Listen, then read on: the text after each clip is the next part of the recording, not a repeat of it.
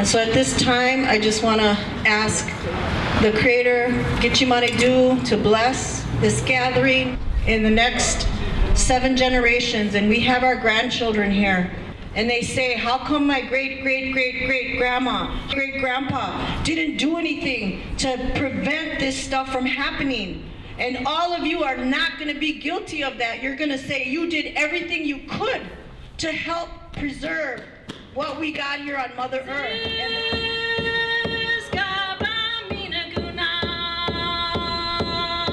The UN's World Meteorological Organization recently announced that 2015 is the hottest year for the planet on record. The World Bank reports that climate shocks will impact the world's poor disproportionately with rising seas and severe droughts. It predicts that corresponding agricultural impacts of flooding and drought will lead to crop losses, resulting in more than 100 million people pushed into poverty by 2030, while fueling the spread of malaria and other diseases. So I encourage you to continue doing the good work for our good earth and our common home. Thank you. I'm just going to say the NAACP's top issue on environmental justice, one is the problem that we face in many of our communities with asthma affecting black children to a degree that's higher than any other population of folks in the country. So let's just keep in mind that we have to do what we can to clean up our environment, call on We Energists to shut down those fossil fuel plants. Can we all do that? In mid-October 2015, I and about 10,000 human beings from 50 global faith traditions and spiritualities experienced an amazing parliament of the world's religions, reclaiming the heart of humanity, multi-day meeting. I stand here with you and the thousands joining the global climate march all over the world and to pray. God unite us and empower us to serve in restoring the world, protecting creation and the healing of the earth and renewal of all life in a just, peaceful and sustainable way. Not much has changed in the electric utility industry since Thomas Edison's day.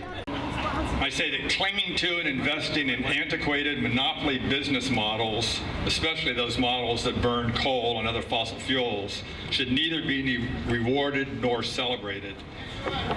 Solar power and other distributed renewable energy technologies could lay waste to the electric utilities and burn their business model to the ground. Remember, this is a business model which has remained virtually unchanged for more than a century. Utilities today are now viewing their customers as competition when they want to put solar panels on their roofs.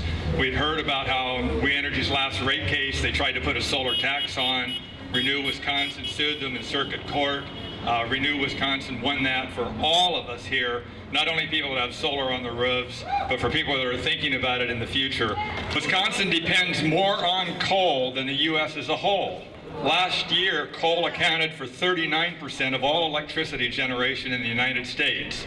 But in Wisconsin, coal accounts for 62% of the state's electric power generation. That's 50% more than the national average, and that's due completely to poor policies, both on the part of government officials, regulatory officials, and utility executives by having an over-reliance on coal when everyone knew that someday we would be talking about some kind of end to carbon dioxide and carbon pollution. Just a few words about the Clean Power Plan.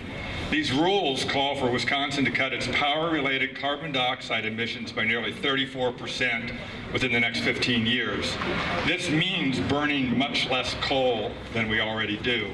But it will drive a gigantic amount of new, clean, renewable energy generation in Wisconsin and surrounding states that rely heavily on coal, and it will create a lot of new, good-paying jobs. People in almost every state support setting strict limits on coal-fired power plants, and 66% of the people in Wisconsin support these limits. So our message is simple. Keep fossil fuels in the ground, transition to 100% renewable energy by 2050. We can do this. Hey, ho, ho, fossil fuels, let's have to go.